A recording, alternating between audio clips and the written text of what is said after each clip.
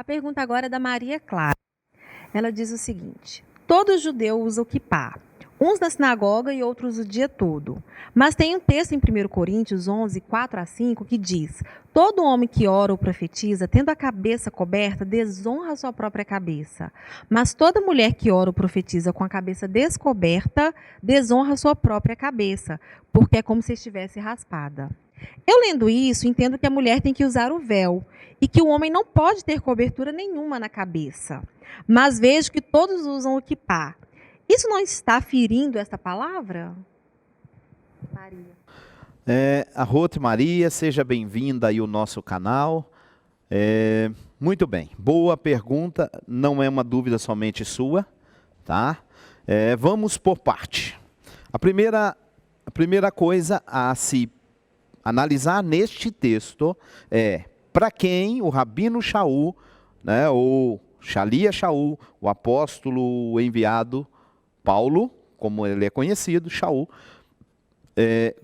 para quem que ele escreve?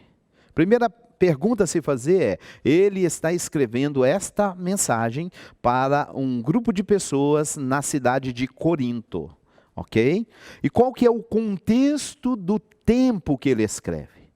Então, o contexto do tempo que ele escreve é o seguinte: as mulheres direitas, mulheres honestas, elas, ao sair nas ruas, elas precisavam ter sobre a cabeça um véu, ok?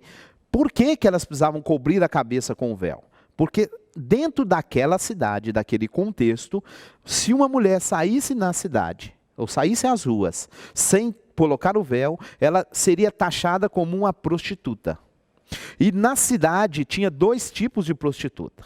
Havia uma prostituta que era prostituta da rua, que se prostituía nas ruas. Havia outro tipo de prostituta que era cultual lá do templo, ou dos templos, os templos pagãos. Então, as mulheres prostitutas do templo e das ruas, elas eram caracterizadas de duas formas. Uma tinha a cabeça rapada, ela rapava a sua cabeça, e a outra, ela tosqueava o seu cabelo. Então ela andava com o cabelo curto.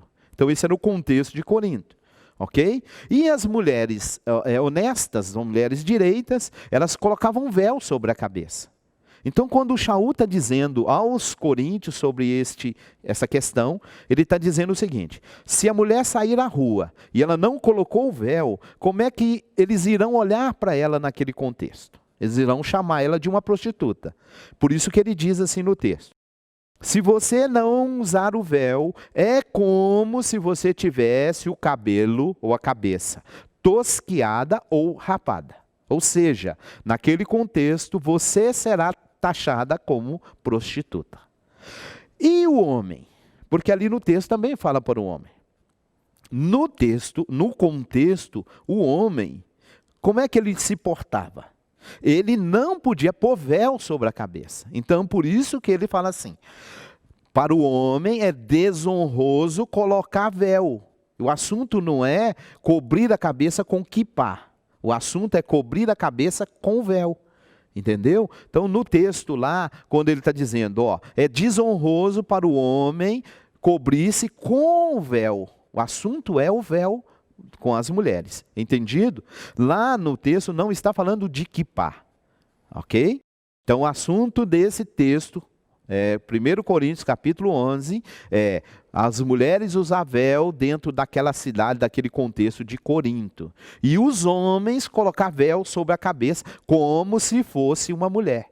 Então, por isso que ele diz, para o homem é desonroso ele andar com o cabelo crescido ou cobrir a cabeça com véu. É entendido, minha amada? Então, está aí a resposta da sua pergunta. Que o Eterno te abençoe. Pode mandar mais pergunta para nós. Shalom! Eu sou o Rabino Moshe Keller. Estou aqui para fazer para você um convite.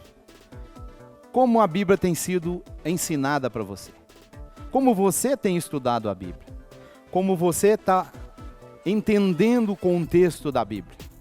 Nós temos aqui um curso através do Talmidim Centro de Estudos, um curso de bacharel em Teologia Judaico-Messiânica. O que frisamos nesse curso? você entender o contexto das Escrituras. Você entender a Escritura dentro do contexto que ela foi escrita. Você que está me ouvindo aí, é o nosso convidado. Você vai estar pagando mensalmente uma quantia até simbólica, R$ 49,90 por mês. E você vai fazer parte desta grade de alunos que tem procurado entender a Escritura dentro do seu contexto. Venha estudar conosco. Seja um bacharel através do Talmidim Centro de Estudos. Que o Eterno te abençoe, em nome de Yeshua. Hamashiach.